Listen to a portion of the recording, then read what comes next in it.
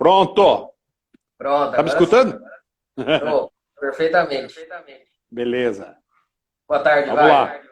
Boa Tudo bem? tarde, Rafael. Tudo bem? Tranquilo, senhor? Como é que tá? Tudo bom, graças a Deus. Vamos lá. Trabalhando muito?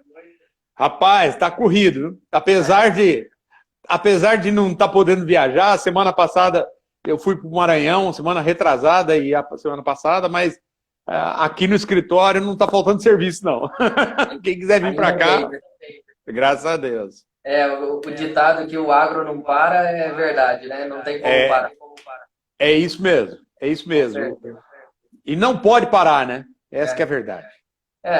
põe comida na mesa de todo mundo, né? De uma forma ou de outra. Justo, Então justo. é isso mesmo. Ô, Todo Wagner, dia. eu queria antes da gente começar aqui, né, na parte técnica, eu queria te agradecer por ter aceitado o convite que eu fiz ao senhor, né? Para mim foi até surpresa, né? Conseguir um tempinho aí na agenda do senhor, que eu sei que é bem cheia, né? Sempre muito cheia. Então, eu agradeço de antemão ao senhor por ter aceitado esse convite. E com certeza vai ser um dia aqui de muito aprendizado para mim e para todo mundo que vai poder ouvir o senhor aqui um pouquinho. Não, tamo aí. O que daí vier, vambora. Show de bola. É só, Show de pessoal, bola. fazer uma apresentação bem breve aqui, né? Eu sou o Rafael, sou professor aqui do Instituto Federal de Rondônia, no campus Colorado do Oeste. O Wagner viria aqui, né, Wagner, bem no inicinho lá da pandemia, no dia Isso. 20 de março, né? Cancelaram naquela semana. Pois é, aí, dia 20 de março, o Wagner na cidade e, infelizmente, teve o problema, né, da pandemia, então o Wagner não conseguiu vir, mas eu tenho certeza que virá numa próxima oportunidade. Não, Vai tá na passar, agenda, tá na programação. isso, vai passar um dia aqui, pelo menos, com a gente, trocando uma ideia, talvez, andando aí um pouco, Vamos, né? vamos sim. E aí eu tô fazendo assim essa série de lives aqui, é a primeira vez que eu vou fazer uma nesse horário mais à tarde, né? Até conversei com o Wagner, seria um desafio aí, né, para ver como é que fica o público por conta do Aham, horário, mas vamos ver como é que vai tocar daqui para frente. O importante é com certeza. a nossa discussão aqui, né, que eu acho que vai ser muito legal. É isso aí. E meu convidado, então, de hoje é o Wagner Pires. Acredito que todos que estão aí já o conhecem, né? Talvez não pessoalmente, mas conhecem aí do nome, né? Conhecem das experiências de campo. E aí, Wagner, eu queria que o senhor se apresentasse aí para o pessoal, falasse um pouquinho das suas experiências, para daí a gente começar aqui na parte mais técnica, pode ser? Tá bom. Não tem muita coisa para falar, não, gente. Eu sou engenheiro agrônomo há 35 anos, já indo para 36, e me especializei em pastagem. Desde que eu formei, eu praticamente só mexo com pastagem, sempre trabalhei com pastagem. E tenho uma empresa de consultoria que hoje leva o meu nome, Wagner Pires Consultoria e Treinamento. E presto consultoria em todo o Brasil, toda a América Latina. Eu tenho clientes de consultoria na América Central. Faço palestras, faço treinamentos com as melhores e maiores empresas do mercado. Então, a gente está sempre viajando também para fazer palestra. Tenho 2 livros publicados, no final aí eu vou falar de um deles, e tem um curso digital também. Eu almoço, janto, durmo, respiro, pastagem. E vamos partilhar um pouquinho com vocês. Show de bola.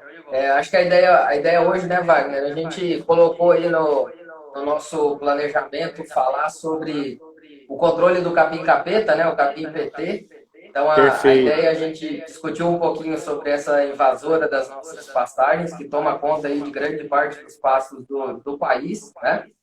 E sem dúvida nenhuma, né, a gente tem algumas referências disso no Brasil, né, pegando da parte de pesquisa, o Dr. Moacir, né, da Embrapa, que eu acho que é uma das grandes referências nessa área, o Dr. Carlos Sim. Maurício, que já fez uma live, inclusive, aqui comigo sobre capim navalha, né, cabeçudo. E nessa parte de consultoria, não tem outra pessoa melhor, eu acredito, para falar nisso do que o senhor, pelas experiências que a gente já, né, os vários e vários vídeos que a gente já viu que o senhor postou, os treinamentos e cursos que o senhor dá dentro dessa área. Então, eu acredito que essa experiência de campo vai ser fantástica aqui para a gente hoje. E a gente agregou, né, Wagner, na nossa discussão também, falar um pouquinho desse período de transição, né, das águas para a seca, da seca para as águas, como manejar o pasto nesse período. E para a gente começar daí, Wagner, eu queria que a gente falou um pouquinho disso antes, eu queria que o senhor desse também um depoimento, né, algumas palavras em relação a esse período que a gente está vivendo da pandemia, o que o senhor espera da nossa pecuária, né, vamos dizer assim, durante e pós-pandemia, né? E aí o senhor já pode embalar aí fazendo a contextualização da nossa pecuária para entrar nesse assunto do capim-capeta, tranquilo? Tá bom. Então, Vamos lá. Então vamos lá. Olha, eu tô com 59 anos, já tô na zona de risco, aí tô batendo na trave já. Eu nunca vi na minha vida nada igual que nós estamos vivendo agora. Eu vou querer apagar, riscar, assim, arrancar da folhinha o ano 2020. Agradeço a Deus, a gente está atravessando ele com saúde, na família a gente não tem nenhum caso, mas também estamos abertos aí, porque uma hora dessa a gente pode pegar ele e vamos ter que passar por ele também. Mas o Brasil, o mundo todo sofreu, a economia mundial, a gente não tem como separar a questão do vírus, da doença que aí está, e da economia. São duas coisas que caminham juntos, né? Então, o mundo todo parou, as pessoas pararam para se proteger em função do problema que estava acontecendo, e pode ter certeza que nós vamos terminar o ano mais pobres um pouco. E vamos, as perdas serão grandes e vai levar algum tempo para a gente reparar. Eu costumo dizer que o mundo é uma locomotiva. E hoje, em se tratando de agronegócio, ou melhor, o mundo é um trem, né? Cada país é um vagão. E se tratando de agronegócio, o Brasil é a locomotiva que puxa. Então foi parando, todos os vagões foram travando e a locomotiva nossa parou. Então, agora nós estamos vivendo um período. Tem alguns países que já começaram a se mexer, já começaram a voltar à importação, mas o Brasil, ele está muito devagar. E para voltar esse processo, leva um tempo. O consumo do mercado interno, que representa 70%, 75% de toda a carne que a gente produz, caiu bastante, em função até da queda do desemprego, voltou a crescer, perdendo trabalho, perdendo emprego. Então, isso tudo gerou problema e gerou uma queda no consumo de carne internamente aqui no Brasil. Por outro lado, as exportações nossas continuam e vão melhorar mais ainda. Então, o que acontece? O pecuarista tem que se preparar, é aquela famosa frase, né? Tudo passa, e o coronavírus vai passar também. Então, nós temos que nos preparar para a saída. Como é que vai estar as pastagens da fazenda para o momento de saída? Hoje, o pecuarista está levando uma pressão fodida, desculpa o termo, por parte dos frigoríficos. Por quê? Frigorífico sabe que tem muito pecuarista que já não tem pastagem boa na fazenda, em virtude da seca que já começou em algumas regiões do Brasil. E aí o que acontece? A pessoa se vê obrigada a vender o gado. E o frigorífico está pisando na cabeça. Então, é importante que o pecuarista tenha pastagem agora para saber o momento certo de desovar. E vamos falar do problema que a gente é o motivo principal da gente conversar, que é o capim, o famoso capeta ou PT. Ele tem vários nomes, né? Que é o Sporobolus indicus. Já fazem mais de 10 anos que eu vejo essa invasora nos pastos das fazendas que eu ia. Porém, a gente vem observando que ela está aumentando gradativamente. Por quê? Porque o pecuarista não percebe e não se atenta que ela está ali. Até que, de repente, ela toma conta. Então, isso é muito ruim. Os nossos pecuaristas têm que ficar muito atentos. E o esporobolo, gente, ele é um sinal, um indicador de terra fraca. É um indicador de baixa fertilidade. É um indicador de manejo errado. Então, o pecuarista tem que pegar e começar a se questionar por que está tendo esporobolos na minha fazenda. Tá? Ele é uma invasora muito agressiva. Ele vai entrando, vai tomando conta. A gente tem vários produtos que controlam. Eu tenho tido maior eficiência, Rafael, com o glifosato, que mata também o capim, e a atrazina.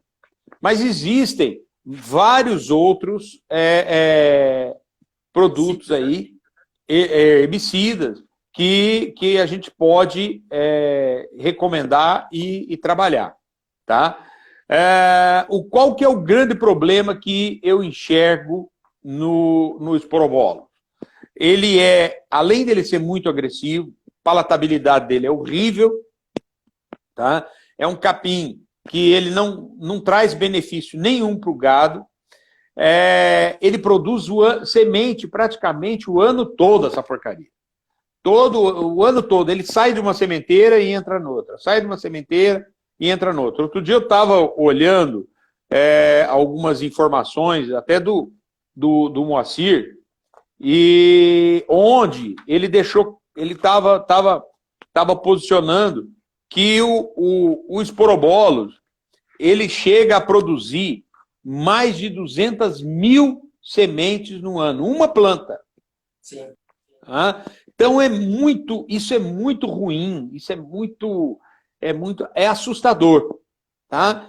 Então o pecuarista não pode baixar a guarda de jeito nenhum. Os lugares aonde ele normalmente se instala numa fazenda são justamente os lugares aonde a água está correndo, a água está passando. Tá? Corredor é o lugar preferido dele. Por quê? Porque, sem dúvida, que o corredor é um lugar mais compactado, a água fica mais encharcada, o terreno soca mais, então ele começa a sair muito nos corredores. E dos corredores, ele vai entrando para dentro dos pastos. Tá?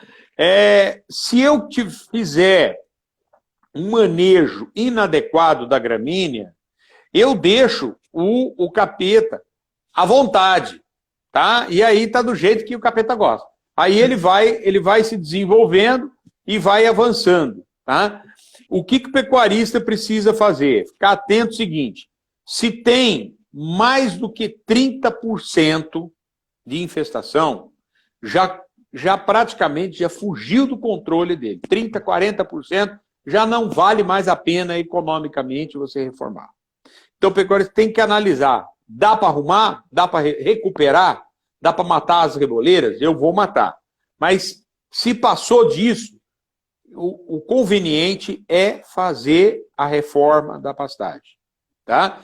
Se você optar por fazer o controle, a catação, aí entra o glifosato, entra a atrazina, tá? Porque eu testei a atrazina em uma fazenda no Maranhão, que eu presto consultoria, e a gente faz um dia de campo grande.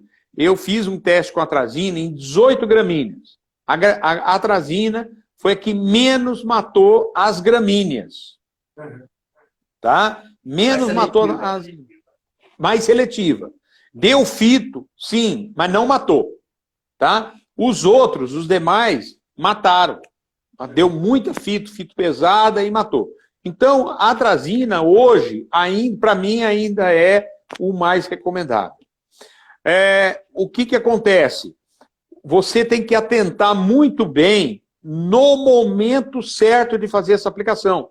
Por quê? Porque toda vez que a gramínea ela termina a fase de sementeira dela, ela entra num estresse. Você aplicar qualquer herbicida que seja nessa janela, nesse período de estresse, você não tem um bom resultado. Então você tem que aguardar o momento em que a planta está fazendo muita fotossíntese, a planta está vegetando, os talinhos estão verdes, aí aquela é a hora de você fazer a aplicação. Show de bola. Tá? Vai. Então, oi. Não te cortando. Eu posso projetar aqui umas imagens para o pessoal que às vezes... Pode projetar, a gente vai falando. E aí a gente vai falando e também fazendo essa abordagem das características, como o senhor já comentou. Essas imagens que eu vou passar, tá? E aí eu falei com o Wagner, né? Eu conversei hoje mais cedo com o Dr. Moacir Bernardino, da Embrapa, né? Pedi autorização a ele, inclusive, para a gente poder mostrar aqui durante a live. Então, essas imagens que eu vou mostrar são algumas imagens do material da Embrapa, né? Publicado pelo Dr. Moacir. Eu vou disponibilizar o link desse material depois, para quem quiser acessar, tá bom? Então, essas imagens que eu vou mostrar aqui, a maior parte são imagens do Dr. Moacir. E aí, Wagner, o senhor pode comentar e eu vou virar aqui para o pessoal ir vendo aqui. Olha, aí ele já tá na fase já de sementeira dele. Como é que funciona a sementeira dele? Gente, quando chove, ele pega a umidade, a sementeira dele fica como se fosse um gel. Ela fica úmida, fica pegajosa, viscosa. Aí o animal passa, comendo o pasto, ela gruda no couro do animal, gruda na pata, gruda na calça da gente, gruda na roda do trator, e aí o capim vai se disseminando, tá? Outra coisa, o que significa a palavra esporobolos? Semente ao vento, tá? É uma semente tão leve, gente, que o vento leva. Então, a disseminação dele é praticamente inevitável. É igual esse coronavírus aí, tá? Daqui uns dias nós vamos mudar ele, vamos chamar ele de corona. Capim corona vai chamar. Capim corona. O capim corona. Olha a quantidade de semente que dá, é muito leve a semente, tá? Então ela vai tomando conta e vai esparramando. O que pecuarista? Volta a frisar. Pecuarista tem que ter olho para capim. Tem que ficar de olho nas pragas, nas invasoras. Tá? Não pode deixar aumentar muito. Olha a semente dele, gente. Como é uma semente muito pequenininha, muito leve. Tá? E ela gruda. E aí grudou, ali na frente ela cai. Tá? Como é que eu ajudo o esporobolos a sair? Deixando espaços vazios. Eu não posso deixar espaços vazios. É diferente da gente fazer mistura de capim. Eu não sou a favor de fazer mistura de capim. É uma coisa muito complexa, muito delicada para a gente fazer. Principalmente quando eu tenho capins de hábito de crescimento diferente e palatabilidade diferente, teor de proteína diferente. Mas eu tenho que trabalhar para manter a minha pastagem fechada. Pasto bom, gente, é aquele pasto que você anda nele e você não vê a terra exposta. Você vê palha. Aí a semente do esporobolo vai cair em cima da palha e não vai germinar. Então nós temos que proteger o solo. Ô Wagner, Oi. Só fazendo um comentário, né, baseado nisso que o senhor comentou, esse material, inclusive do Moacir, ele detalha bem essa relação, né, da semente com o solo também. Então, o senhor comentou, por que o Tom, né, um consultor, acabou de comentar aí que é muito comum esse capim ele vir do vizinho, ou ele vir da estrada, né, ou ele vir, como o senhor falou, às vezes do corredor, onde esse capim ele se propaga nessas áreas e às vezes a gente mesmo leva para dentro da fazenda, né? Ou ele tem, como o senhor falou, essas sementes, ela tem uma mucilagem em volta que é meio pegajosa, né?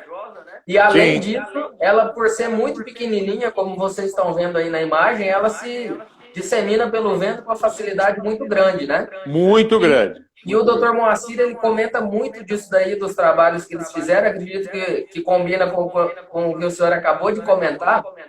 Essas sementes costumam ter uma viabilidade bem grande, porque elas têm uma dormência, né? Sim, só que ela também tem uma dormência. aí tem um ponto positivo, digamos, a nosso favor, que por ser uma semente muito pequenininha, ela só vai germinar, né, quando ela estiver em contato com o solo. Se ela estiver muito Sim. enterrada, né, ela costuma Sim. não conseguir.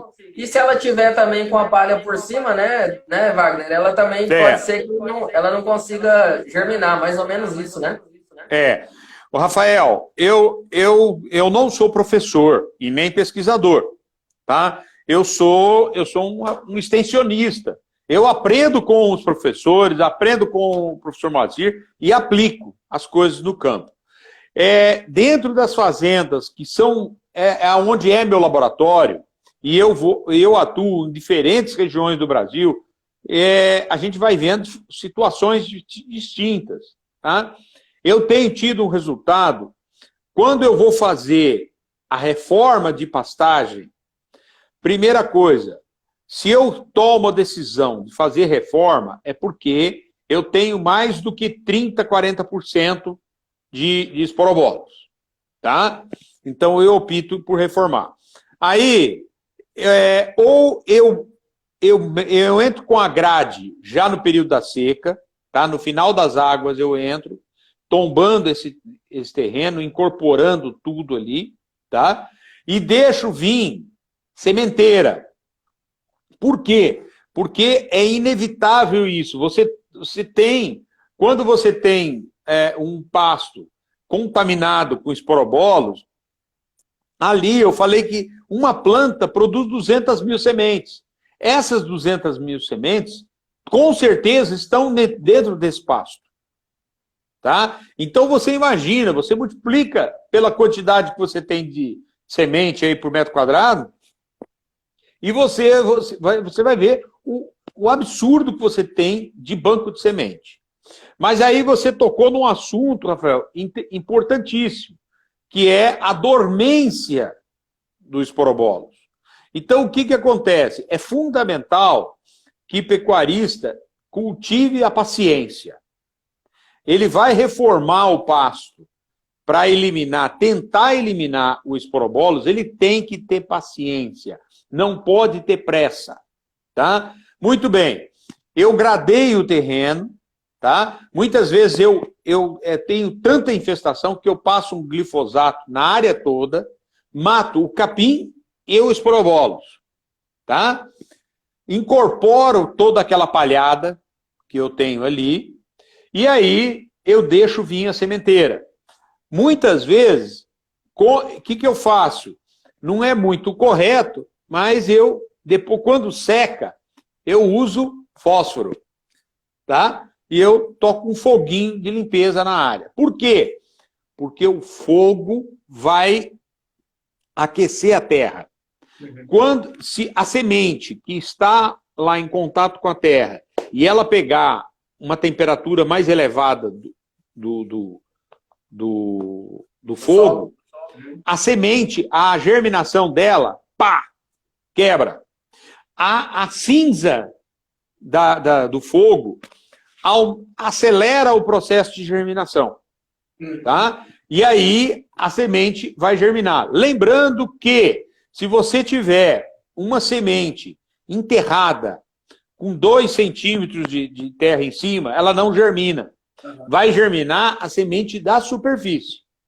Então, o que acontece? Às vezes, passando esse foguinho, você quebra toda a dormência da semente de esporobolo que estava lá. Aí ele vem com força.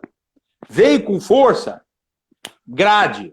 Então, eu eliminei a planta-mãe e eliminei todo aquele banco de semente que germinou. Existe uma possibilidade, no preparo do solo, de eu trazer alguma semente de baixo para cima. Sim. Aí é onde entra a segunda dose de paciência. Você fez veio a germinação, você incorporou, não plante de imediato. Espera para ver se veio mais alguma coisa de esporobolo. Veio, grade, aí você entra plantando. Outro ponto, é fundamental que o pecuarista encare pastagem como uma cultura. A pastagem tem que ter qualidade, a pastagem tem que ter nutrientes, tem que ter comida, para ela poder enfrentar o inimigo, enfrentar o capeta. Tá? Então, vamos fazer uma calagem, vamos fazer uma análise do solo, vamos jogar um fósforo. Se a gente fizer isso, a gente dá uma vida melhor para a gramínea. E aí, o que acontece? A gramínea fecha melhor e não deixa espaço para os esporobolos. Lembrando que esses lugares onde a água corre, ali tem uma probabilidade maior de vir. Então, aí, ou você, se é um lugar que encharca, você pode colocar ali, você pode colocar uma umidícula, tá? Só naquele lugar. Não fica misturando umidícula no meio de braquiária, no meio do mombaça, no meio de outro capim, que não vai dar certo. Mas naquele lugar que encharcou, você pode colocar uma umidícula ali e a umidícula vai proteger bem. Legal, tá? vai. Só fazer uma contextualização, tem gente que está entrando depois, né? Isso que o senhor falou, vamos lá, né? Complementa. Então, assim, por que o capim-capeta ele é tão. Ele espalha tão rápido e ele fica muito nas áreas de pastagem? Nós falamos um monte de coisa aí relacionada à semente, né, em si, a planta e tudo mais. E tem esse outro lado também. Ele é, né, como o senhor falou lá no comecinho, então eu vou repetir aqui para as pessoas que entraram depois.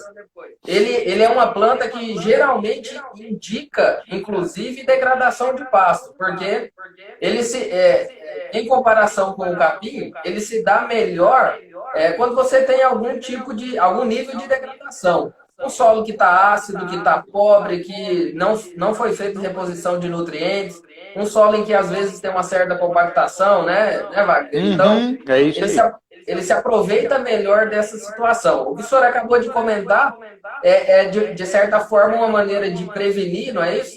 Seria manter o pasto bem manejado, manter o pasto bem cuidado, bem adubado e tudo mais, para que a gente não possibilite a entrada, né, digamos assim, do capim-capeta, né? Seria algo mais ou menos. É isso aí. O que é importante, Rafael, é o seguinte, as gramíneas, você já viu aquele quadrante meu de diagnóstico de pastagem, não viu? Sim. Então, ali eu trabalho com 4 variáveis que levam à degradação de pastagem. Primeiro, plantas daninhas, folha larga. Tá? Segundo, baixa fertilidade do solo. Quando você tem baixa fertilidade, aumenta a degradação. Terceiro, população de capim. Se diminuir a população de capim, começa a aumentar a degradação. E o quarto fator, o que eu chamo de outras plantas. O que seriam outras plantas? São plantas de folha estreita que o gado não come ou são bastante agressivas e de baixa palatabilidade e alta disseminação. Então, o PT, o capeta, o esporobolo, ele se enquadra em outras plantas. Então, ele é um dos 4 fatores que levam à degradação de uma pastagem. Então, é fundamental a gente melhorar a fertilidade, é fundamental a gente ter um bom manejo para a gente ter o pasto bem gramado, bem protegido, bem desenvolvido, tá? E é fundamental a gente fazer divisão de pasto e controle de plantas daninhas. Show de bola. Ô Wagner, a gente podia... Então, deixa eu só... parece que o pessoal está ouvindo um eco meu aí, é isso? Deixa eu só ver se o pessoal responde aqui. Tem um eco no meu som? Eu não sei se é algo aqui, a princípio aqui aparentemente está normal. Você escuta algum eco aqui? É que o seu som está alto. Então, às vezes a turma... Deixa eu pegar um fone aqui. Um segundo. Isso. Vou pegar um fone tá bom. Pega lá. Pessoal, é fundamental que a gente tome cuidado com a pastagem. Nós não estamos... Todo mundo está usando máscara agora para evitar esse problema. A mesma coisa é com o capeta. Nós temos que tomar cuidado. Temos que andar, monitorar andar por toda... Outra coisa que eu queria chamar a atenção de vocês. Pasto não é lugar de ficar andando trator, gente. Tá? Faça corredor na fazenda. Evite o máximo esse negócio de ficar levando sal com trator. Faça casinhas de sal e distribua o sal em reservatório na fazenda. Aí o vaqueiro pega o sal, põe na sela do burro, do cavalo, e leva 2 sacos, 3 sacos, leva lá para o coxo. Evita o máximo de entrar. Trator, ó, você entra quando você está reformando o pasto, quando você está gradeando o pasto, quando você está controlando plantas daninhas e quando você está adubando o pasto. Mais nada. Acabou. Chega. Tá? Então é fundamental isso. Por quê? Porque a pessoa, o tratorista, ele faz um caminho, ele faz uma estradinha. E ele vai toda semana levar sal lá no pasto, lá no coxo, por aquela estradinha. Ali naquela estradinha onde ele passa 3, 4 vezes, vira um trieiro ali de esporobolas. Vira um estradão assim de esporobolas. E dali começa a se disseminar. Então essas coisas nós temos que tomar muito cuidado. Legal. Tá? Vai. Melhorou Oi. aí, gente, ou não? Muito. Melhorou bastante. Melhorou, pessoal? Acho que... Então vou ficar com o fone aqui se tiver melhor. Isso. Ô Wagner, tem várias perguntas aí do pessoal sobre o manejo de herbicidas e tudo mais. Antes da gente dar uma fechada no controle, eu queria mostrar umas imagens aqui. Tem um capim que é muito comum pra gente aqui, é o rabo de burro. Eu queria só comentar aqui sobre isso, só pra gente deixar bem claro que o capim capeta não é esse aí, né, Wagner? Não é o rabo de burro. Exato. O esporobolo, ele tem vários nomes. E algum dos nomes dele é rabo de raposa. Eles chamam, principalmente no Nordeste, na região Norte, Maranhão, eles costumam chamar o esporobolo de rabo de raposa. Então, ele tem nome de rabo de raposa, PT, capeta. No Nordeste ele tem o nome de Luca, tá? Então, ele tem vários nomes. Mas o esporobolo também não é o Anone, viu, gente? Que é esse aí, Wagner. É esse aí. O Anone é outro. O Anone veio da África do Sul, tá? É outra planta também que é fodida para a gente controlar. Legal. Então só para deixar bem claro, né, que o capeta, o capim PT, não é esse rabo de burro, não é o Anone, não é. É outro... O rabo de burro, Rafael, ele é um indicador de terra ácida. Mas se você fizer calagem e corrigir a acidez, você não acaba com ele.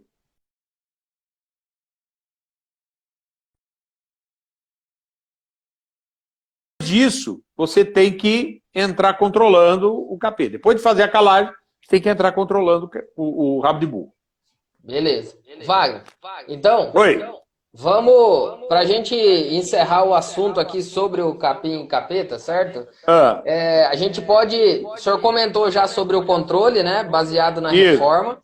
Então, vamos lá. Poderia ter um controle, até uma infestação menor, né? O senhor comentou algo em torno a 30%. Uma aplicação localizada com glifosato, Sim. seria isso, né? Sim. Ou a reforma do pasto, fazendo o manejo que o senhor comentou de gradagens, né? Para poder vir o banco de sementes e ir controlando, para depois fazer uma semeadura do novo pasto, digamos assim, né? Essa forma pode se usar a integração, né? Colocar uma lavoura, por exemplo, ajudaria, perfeito. né? Ajuda. Então, assim, ajuda, teve algumas perguntas, né? O Tom acabou de perguntar aí. Então, vamos lá. Se o controle for feito sem a reforma, né? Em reboleiras, esse controle seria com glifosato, aplicação localizada, o uso da enxada química. Como que o senhor tem visto isso no dia a dia? Olha, o esporobolos, ele morre com o glifosato, mas o problema é que a pessoa que está aplicando o glifosato não pode botar pressão no pulverizador. E hoje em dia o grande problema que a gente enfrenta na pecuária hoje chama-se mão de obra. Então, é muito complicado. Você vai no campo, você orienta o aplicador, que ele deve trabalhar com pressão baixa, botando o glifosato no miolo da planta, bem no meio da touceira, mas é a mesma coisa que falar, põe a pressão. É o hábito da pessoa ficar bombando o pulverizador, tá? Então, o problema do glifosato é a deriva.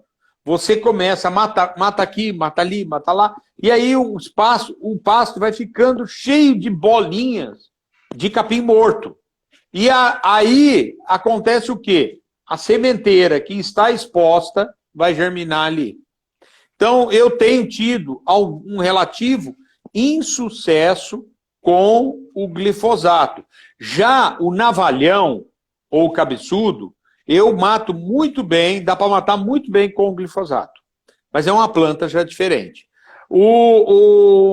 A atrazina já muda um pouco. Por quê? Porque a atrazina eu posso fazer a aplicação sem ter essa preocupação de dar uma deriva.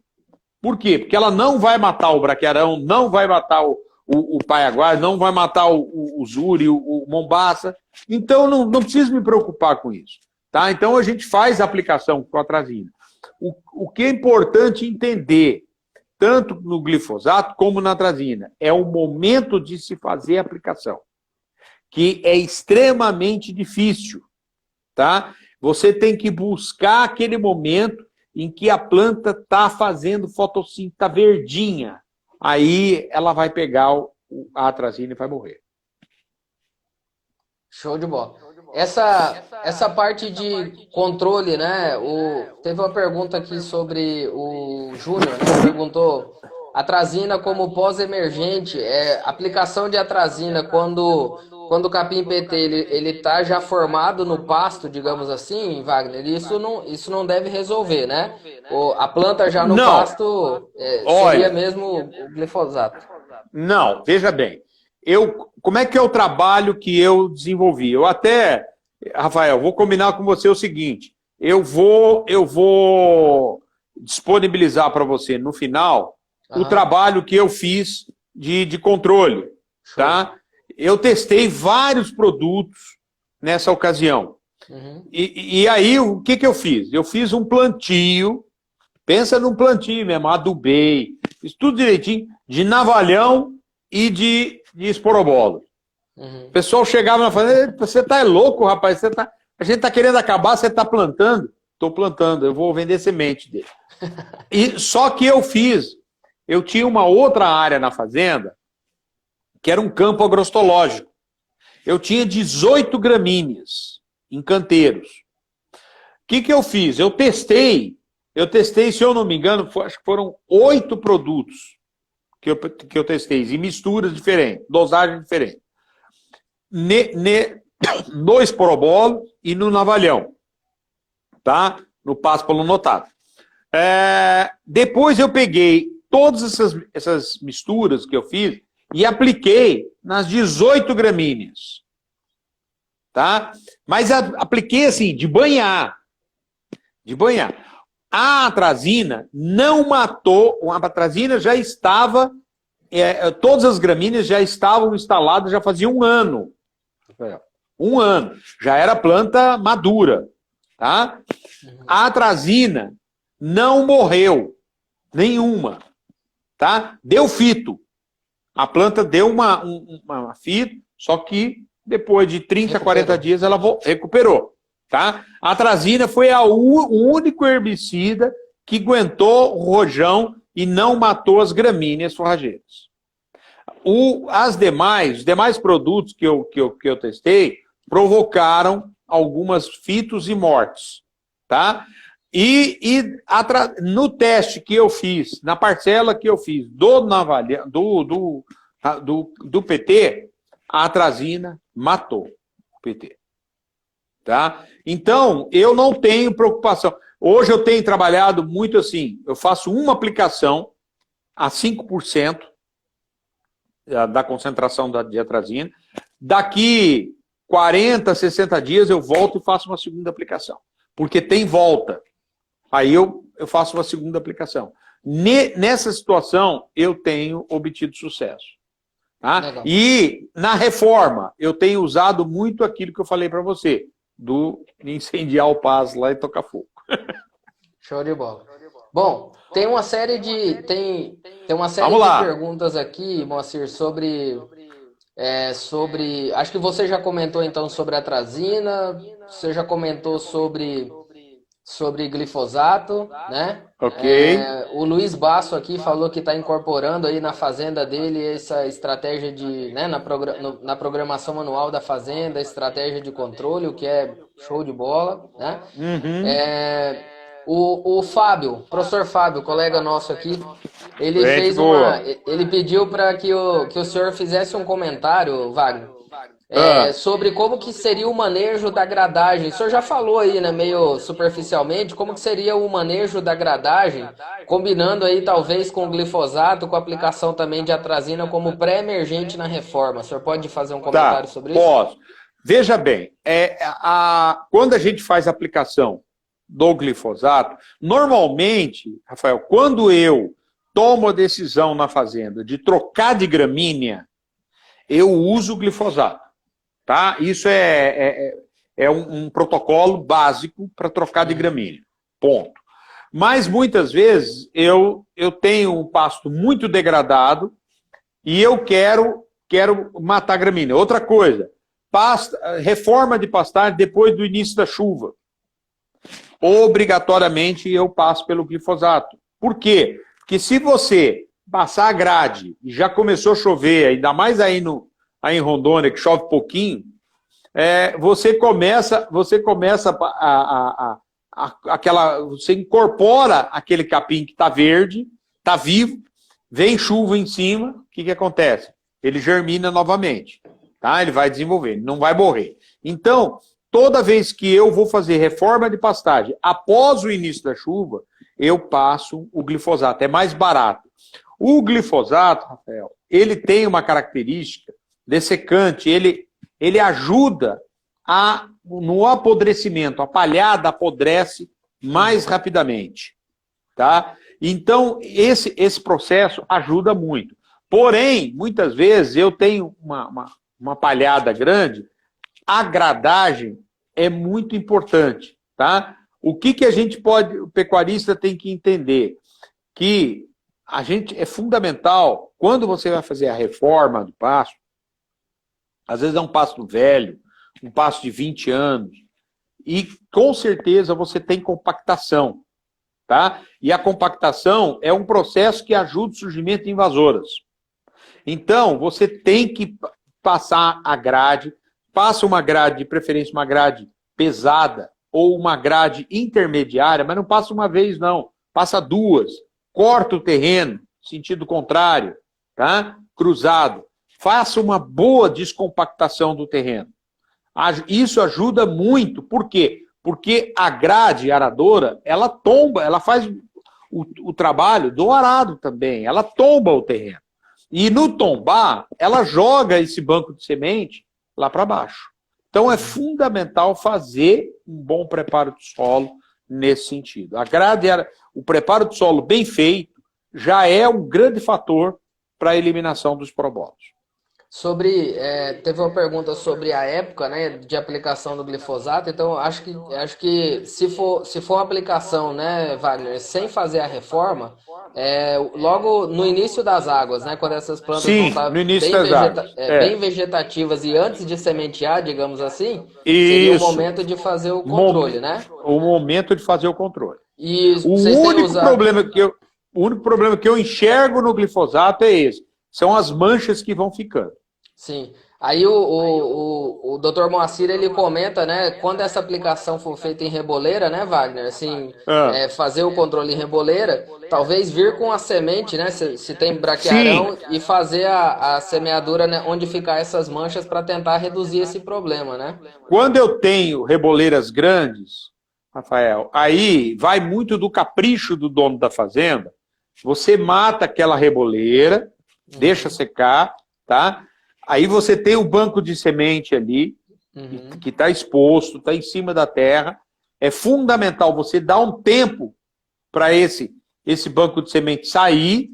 Esse banco de semente saiu, aí você vem com uma gradinha e faz aquela bola, dá uma mexida no terreno e joga uma quantidade grande de semente ali, para fechar bem. Legal. Então acho que assim, né? Acho que deu para ter uma ideia já então sobre o controle, né, Wagner? Perfeito. Em reboleira, né? Aplicação de glifosato principalmente, até atrazina, como o senhor comentou, e numa reforma, né? Fazer esse manejo com a grade, visto que as sementes, né, do esporobolos, elas são sensíveis a esse manejo dessa forma, Sim. né? Pode aplicar um foguinho aí, como o senhor comentou também. Pode. E fazer, às vezes o uso da atrazina também para emergência pode ajudar um pouco, né? Sim. E se for, né, o início ali de um período se for fazer a reforma depois que já voltou a chover, uma dessecação, né, anterior para ir eliminando aos poucos a invasora, né, Wagner? Com certeza. Lembrando, Rafael, que você comentou lá logo no início, quando passar essa pandemia, eu tenho um compromisso com a associação aí dos produtores de Colorado. Eu vou voltar aí e nós vamos fazer aquela palestra. Aí eu vou ter mais tempo para abordar, mostrar imagem, mostrar resultado de fazenda. Sim. Então nós vamos poder bater mais com força no pecuarista a respeito dessa situação. Tá? Já está compromissado da gente ir aí. E aí eu vou cumprir também o meu compromisso com você. Nós vamos marcar uma aula para os alunos aí no Instituto. Com certeza.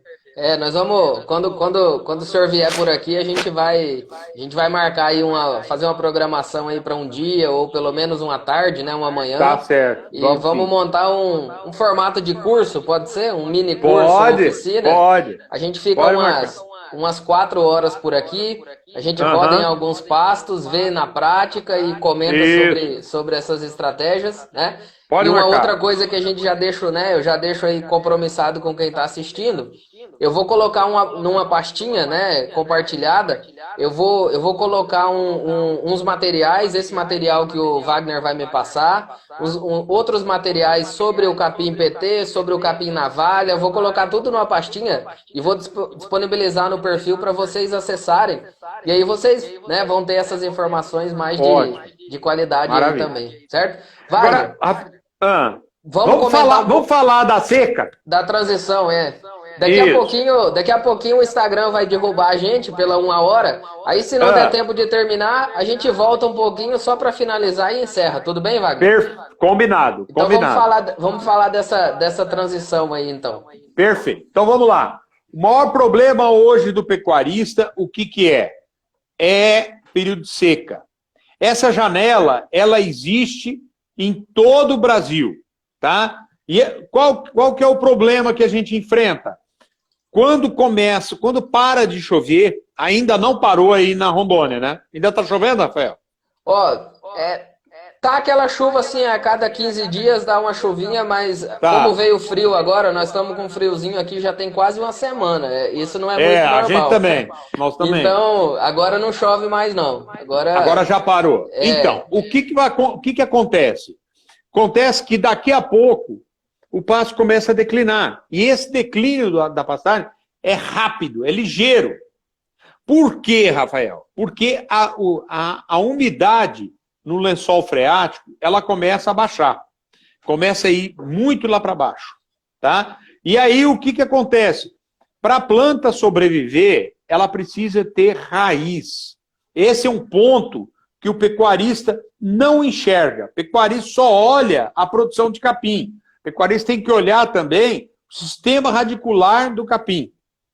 Tá? Então, esse é um ponto importante. Como é que você constrói o sistema radicular? Você constrói com cálcio, você constrói com fósforo, você constrói com nitrogênio e você constrói com aminoácidos, ácido fúlvico. Tá? Então, tem produtos hoje disponíveis no mercado que permite um melhor enraizamento. Tá? Tem um produto até que se chama Raizal, tá? Que é um produto muito bom da UPL. Eu tenho usado, tenho feito vários trabalhos com ele. Tá? Tem outros também no mercado, à base de ácido fúlvico, ácido úmico. Então, esses produtos aumentam a produção de raiz da planta. Nitrogênio. Nitrogênio é fundamental. Quando você... Tem muito pecuarista que faz adubação de nitrogenada no pasto, mas ele faz só no início da chuva. Eu, particularmente, se eu for fazer uma aplicação, eu prefiro fazer no final da chuva. Porque a planta vai pegar esse nitrogênio, vai transformar esse nitrogênio em tecido de reserva. Aí o que acontece? Ela vai entrar o período de seca, Rafael, fazendo com raiz profunda e fazendo mais fotossíntese. Então, ela seca menos, ela fica verdulenga, mas ela seca menos. Na seca, não tem problema. Você pode descer o cacete no pasto. Pode rebaixar o pasto até embaixo. Só que você vai ter bastante raiz. Hora que baterem as primeiras chuvas, lá para novembro, outubro, novembro, o pasto explode. O pasto nasce, dá uma arrancada violenta. Se acontecer isso, vamos bater palma para o pecuarista, porque ele acertou no manejo. O que o pecuarista tem que tomar muito cuidado é cuidar do pasto nas águas. Por quê? Porque nas águas a planta não tem tecido de reserva. Se o pecuarista errar no manejo nas águas, a planta não rebrota e aí ele perde o timing da coisa. Então, gente, o que é fundamental? Preparar a planta para atravessar a seca. De que forma? Com raízes profundas. Um tecido de reserva. E isso eu consigo. Hoje nós temos esses produtos foliares que a gente faz a aplicação nos últimos 30 dias antes de terminar a chuva e a planta armazena e vai usando isso. Por exemplo, se você tem na sua fazenda um pasto que ele está verde, tá? A chuva já parou, mas ele está verde, você pode fazer a aplicação foliar agora, a planta vai metabolizar, ela leva mais ou menos uns 15 dias para metabolizar todos esses nutrientes e produzir raiz. E aí, o que vai acontecer? Ela vai entrar na seca estruturada. Então, é fundamental o pecuarista fazer isso. Principalmente agora em tempo de coronavírus, que nós vamos ter uma volta violenta buscando boi. Ô Wagner, você comentou sobre essa questão do enraizamento, né? Que é um ponto-chave, né, para que uma planta passe pelo período seco, né? É claro Sim. que não vai haver muito crescimento, né, por conta das condições, é óbvio. Mas a ideia é possibilitar que essa planta rebrote bem quando voltar as chuvas, né? Com certeza. Nesse mesmo contexto, né, o Leonardo fez uma pergunta aí interessante, né, falando sobre gessagem. Eu vou até complementar, Wagner. O senhor acha interessante a gessagem, pensando, né, que o gesso pode levar um pouco de cálcio em subsuperfície, né, corrigir alumínio? Como que o senhor tem visto aí nas fazendas esse preparo dos pastos com adubação mesmo, com nitrogênio, com potássio, ali na saída das águas, para fazer o diferimento na seca, usar bem esse pasto diferido na seca e voltar no período chuvoso esse pasto sem muito prejuízo, digamos assim. O que o senhor tem visto de experiências? Então, vamos lá. O gesso é muito bom. Eu falei do cálcio, mas falei do cálcio na calagem, mas vamos falar do cálcio no gesso. O gesso é cálcio e enxofre, tá? Muito bom. O cálcio do gesso é diferente do cálcio da calagem, tá? Por quê? Porque o cálcio, o calcário, ele não desce no solo. Você tem que fazer ele descer. Agora, o gesso não. Você aplica o gesso na superfície, deu uma chuva, o gesso está descendo. E a raiz vai atrás. O gesso é um enraizador natural. Muito bom, tá? Esse negócio que o gesso arrasta nutrientes, que o cálcio vai lá para baixo e se perde. Ora, se o gesso fizer raiz lá embaixo, nada se perde. Tá? Então, quando o gesso tira de cima e leva para baixo, ele também permite que a raiz se forme lá embaixo. Então, isso aí é paradigma e a gente tem que entender isso aí e descartar. Ô, Wagner, só fazer um parêntese, né? Essa discussão, né, sobre o gesso que às vezes ele leva as bases do solo para baixo e tudo mais, quando a gente pensa em pasto, né, em pastagem, que é um sistema que vai ficar muitos anos, né? E quando a gente pensa em adubação do sistema em si, e não adubação Sim. daquela cultura em si, né? O gesso é uma Aham. ferramenta interessante, né? É claro que Interessantíssima. se eu pensar num tiro curto aí, uma lavoura de soja de 90 dias, são formas de olhar para a tecnologia diferente, né, Wagner? Acho que é mais ou Diferente. menos É esse isso contexto, aí. né? É isso aí. Pecuarista tem que entender o seguinte: hoje a gente não faz mais adubação isolada. Hoje a gente constrói um perfil de fertilidade no solo. Então, o Uhum. pecuarista tem que ter um plano de curto, médio e longo prazo e trabalhar isso aí, tá? Então, o gesso é uma ferramenta importante, como é o calcário, como é o fósforo, tá? Eu gosto muito de trabalhar com... Acho que vai cair a nossa conexão. Vai cair? Não me avisou aqui não, mas já deve estar quase caindo. Eu É, eu posso, vi eu uma posso, pizza. eu posso finalizar e abrir de novo então, Wagner, para a gente Pode, finalizar pode, depois? Pode ser? pode ser. Pessoal, Vai lá. aguarda aí então que eu vou finalizar e voltar aqui, só um pouquinho. Voltamos. Vamos acabar essa discussão das transições então, Wagner, daí a gente encerra, pode ser? Vou falar Tranquilo? mais uma hora. Ah, eu tô com a tarde livre, na verdade. Se quiser ficar, nós ficamos aí mais uma hora tranquilamente. Beleza. Então vamos lá, Wagner. Rafael, então veja bem, olha, está mudando essa situação no Brasil como um todo, cada vez mais. Tem muito filho de pecuarista assumindo a fazenda dos seus pais e começando a fazer, tomar conta da fazenda, e o filho, ele vem com a mente mais aberta, ele vem mais querendo inovar, então está mudando muito o cenário, tá? Muita gente que não mexia com adubo na fazenda já reconheceu a importância de fazer adubação em pastagem. Outro ponto importante, as degradações chegaram a níveis extremos no Brasil.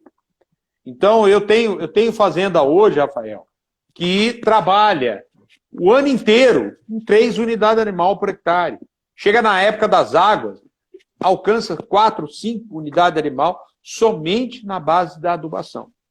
Tá? Hoje eu tenho fazendas com irrigação de pastagem. Então, está mudando muito a perspectiva e a forma de se encarar a pastagem. O problema é, não pode existir amadorismo. Não pode fazer a coisa só na orelha. Tem que fazer a coisa certa. Então, quer adubar? Vamos ver se precisa adubar. E vamos ver o que eu tenho que jogar. O que você tem que jogar na sua propriedade, muitas vezes não é o que o seu vizinho vai jogar. A necessidade do seu vizinho. Outra coisa, escolher a gramínea certa para colocar na pastagem. Tem muito pecuarista que às vezes chega para mim e fala assim, eu posso colocar um Mombaça, posso colocar um Pânico aqui, agora tem o Miyagi. Meu filho, mas você vai fazer correção? Não, não vou. Então, para que você vai colocar um Fórmula 1 se você não vai botar combustível nele? Então, a gente tem que analisar muito bem qual o tipo de gramínea que nós vamos colocar. Você quer colocar uma gramínea de top de linha de produção, de topo de produção? Então pense na adubação. Você quer trabalhar com alta taxa de lotação? Tem que trabalhar com adubação. Você quer ter um sistema rotacionado na fazenda? Tem que ter adubação. Tudo isso vai permitir que você tenha uma performance melhor de pastagem e não tenha tanto o capeta. Tá? Então quais são as etapas que eu tenho que cumprir de adubação? Primeiro, análise de solo. Segundo, calagem. Tá? É cálcio e fósforo. Depois, um gesso. Depois, um fósforo. Fósforo, aí em Rondônia, vocês enfrentam um problema muito grave de Rondônia, que eu enxergo que hoje é um limitador para Rondônia. É frete. enquanto Rondônia não tiver uma independência de estrutura, de logística, de transporte, sem depender de carreta, Rondônia vai sofrer, vai ser penalizada no agronegócio. O gesso hoje é um exemplo, Wagner. O gesso é um exemplo. A gente sabe dos diversos benefícios, né, que ele teria para Pasto. Vários produtores, né? Hoje aqui o Alexandre, um colega nosso, fez uma pergunta também sobre gesso, né? Os produtores questionam a gente sobre isso, mas é difícil a gente recomendar aqui, porque gesso aqui tem que vir de Minas, tem que vir de Goiás em cima de uma carreta, então pra gente o frete aqui é caro. Pra gente aqui pagar frete numa carreta de calcário. Sendo que a gente caro. tem as minas aqui, exatamente, o frete sai o dobro do preço da tonelada do calcário. Você imagina pagar um frete de gesso de Goiás, de Minas Gerais, até chegar aqui, né? Então isso que o senhor falou é bastante pertinente, é uma realidade nossa. E fósforo, né? Fósforo. Se pegar ainda a fonte super simples, que a diluição é maior, aí fica mais caro ainda. Outra coisa, vocês aí em Rondônia, vocês têm por hábito trabalhar muito com, e eu não condeno isso, com o MAP. Porque o MAP é o teor de fósforo mais alto que a gente tem. Então, você consegue trazer uma quantidade grande de fósforo numa carreta, tá, com o mesmo volume. Tá certo? Então, eu não condeno isso. Só que o que acontece? O MAP, ele dá um bom resultado na pastagem. Primeiro ano, segundo ano. Pô, acabou. Sim. Aí, toca adubar outra vez. Então, o que acontece? Eu sou muito adepto do uso de fosfato natural reativo. Tá? A hora que, voltando na questão da logística, hoje a gente tem jazido que a própria Vale explora no Peru. Tá? Então, a hora que esse eixo se consolidar, ligando o Pacífico ao Atlântico, nós vamos poder trazer buy-over para o trem. E aí nós vamos ter uma condição de fósforo melhor. Então, hoje, o estado de Rondônia ele está atrelado, está amarrado à necessidade urgente de uma logística de transporte. Sim. Então, a questão de adubação, o pecuarista tem que trabalhar com muito critério, tem que trabalhar com muito cuidado, com análise de solo, para não fazer coisa errada, não jogar dinheiro errado. Então, é muito importante. Agora, que isso dá resultado, Rafael, com certeza.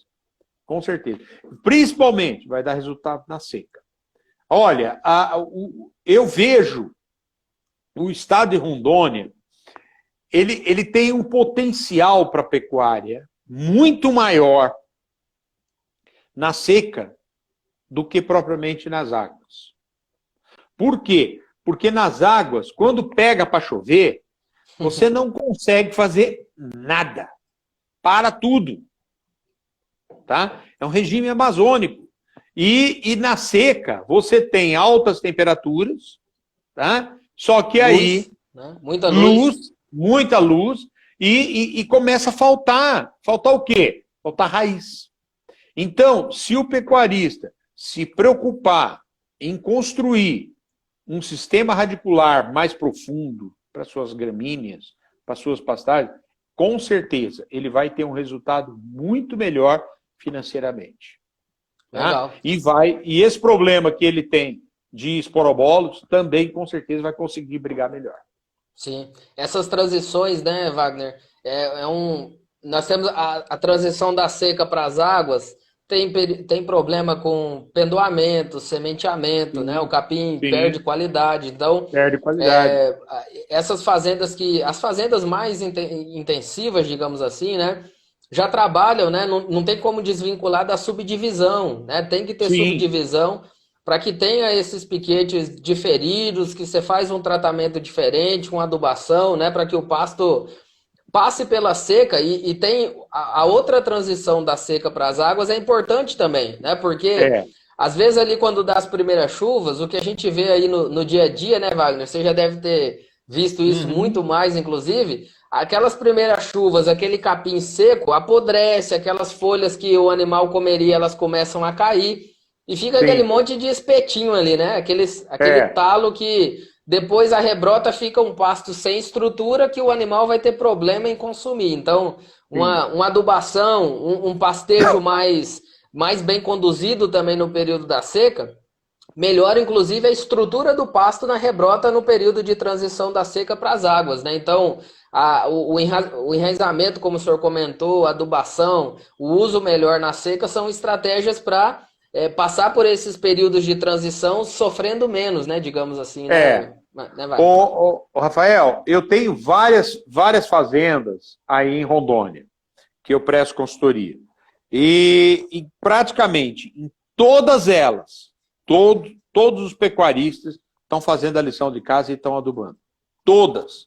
Eu tenho uma fazenda ali em Pimenta, que foi uma fazenda que a gente vem trabalhando ela já tem mais de 4 anos. A fazenda tá top de linha. Por quê? Nós montamos rotacionado, piqueteamos a fazenda, agora nós estamos adubando. Resultado, acabou a invasora, a fazenda tá bombando, tá? Então, Rondônia, para mim, é um dos melhores estados do Brasil para pecuária. Só que a gente tem que dar uma mãozinha para o clima, dar uma mãozinha para o solo, entendeu? E Exatamente. preparar a planta adequadamente. Então, esse é o fator. Nós temos visto isso aqui, Wagner. A gente costuma falar, meio que já intrínseco nosso, né? Falar dos vários problemas da pecuária, né? Os problemas de degradação de pasto, os problemas, né, relacionados ao mau manejo. Só que a coisa já mudou muito, né, Wagner? O senhor é consultor há muitos anos, já deve ter percebido o quanto que hoje já mudou muita coisa. A gente também não pode ficar falando só daquela pecuária tão extensiva e tão tradicionalista, não. Acabou. Muita coisa já mudou. Um reflexo disso, né, aqui em Rondônia, como o senhor comentou, se a gente pegar a lotação média, né, dos nossos pastos, está acima de 2 UA por hectare. Sim, Né? sim. 2 UA não, desculpa. Acima de 2,5 animais por hectare. Cabeças, né? Então, por hectare. isso, pensando numa média nacional de 1, Tá acima 1,2, da média. né? Exatamente, tá aí Tá acima da média. 1,5 pelo menos acima. Então, assim, tem melhorado, né? Eu acho que Tem. esse papel nosso também é importante nesse contexto. O que é importante que o pecuarista entenda, e essa moçada toda que está acompanhando, que tá saindo da escola agora, tem que levar essa mensagem para o campo, é o seguinte, que aquela Rondônia que de 30 anos atrás, quando chegou o pessoal do Sul, que chegaram e começaram a desmatar Rondônia, já não existe mais. Os solos já foram usados, já foram desmatados, e o que está acontecendo? A fertilidade está caindo. Agora, Rondônia, como nós acabamos de falar, tem uma série de problemas, uma série de limitações. Então, o que o pecuarista não pode fazer? Deixar a peteca cair. Não pode esperar que chegue ao fundo do poço para poder falar, não, agora eu tenho que arrumar. A hora que ele falar, agora eu tenho que arrumar, pode ser que seja muito tarde para ele conseguir arrumar. Por quê? Porque a arrumação é cara. Hoje, é inconcebível você pensar numa fazenda como você pensava na fazenda há 20, 30 anos atrás. Pastos grandes, distância da água enorme, nunca coloca nada, gramíneas, as braquearão. Então, são coisas que não comportam mais. Então, hoje, a gente tem que trabalhar com diversificação de gramínea, a gente tem que ter... É inconcebível que uma fazenda não tenha pulverizador. Por quê? Porque a hora que você tiver que fazer uma aplicação para controlar uma praga, não é amanhã, não é daqui uma semana, não. É hoje. E o pessoal da agricultura pensa dessa forma. Então, essa cautela é fundamental que a pessoa tenha e encare a pastagem como uma agricultura. Se fizer isso, Rafael, pode ter certeza que o resultado vem de forma astronômica. Mas isso é legal, Wagner. É bom demais ouvir o senhor falando isso para a gente e para os pecuaristas, né, principalmente, e os alunos, os técnicos, porque tem como melhorar e a gente está vendo assim, melhoras significativas no dia a dia, né? Isso a gente observa as fazendas, o senhor falou agora há pouco aí, né? A sucessão familiar está acontecendo também em muitas dessas fazendas, né? E isso tem sido legal. A gente tem visto isso no dia a dia. A gente vê isso muito com os nossos alunos, né? Inclusive, muitos deles são filhos de produtores. Tem aquela resistência, é claro, às vezes, né? Pela tradição dentro da família e tudo mais, mas já tem melhorado e a gente tem visto reflexos disso no dia a dia. Wagner, a gente falou bastante coisa aqui já. Eu acho que a gente pode, né? Pode encerrar aí por hoje. E fica aí esse compromisso de daqui uns dias, quando tudo der certo, a gente ter um encontro aqui presencial, né, Wagner? Com certeza, com certeza. Poder contar com o senhor aqui durante um dia com a gente vai ser fantástico, a gente vai poder aprender muita coisa e passar um dia junto aí, vai ser muito legal. Eu vou dar uma ligada esses dias para o Enio e vamos ver se vamos já... tá nas mãos aí do governador, né? Que a hora que o governador permitir e autorizar que se tenha novamente encontros aí com pessoas, aí nós vamos marcar e vamos subir para aí. Tá bom? Com certeza. E o senhor vindo, a gente vai fazer vamos programar alguma coisa bem bacana por aqui, vamos, com sim. certeza. Wagner, eu agradeço a oportunidade, agradeço a todos aí que participaram. Eu estava acompanhando aqui, estava um número muito bom, mas a maior parte da turma voltou após essa queda. Então a gente fica satisfeito com isso. E eu vou dizer uma coisa para vocês. Eu tenho...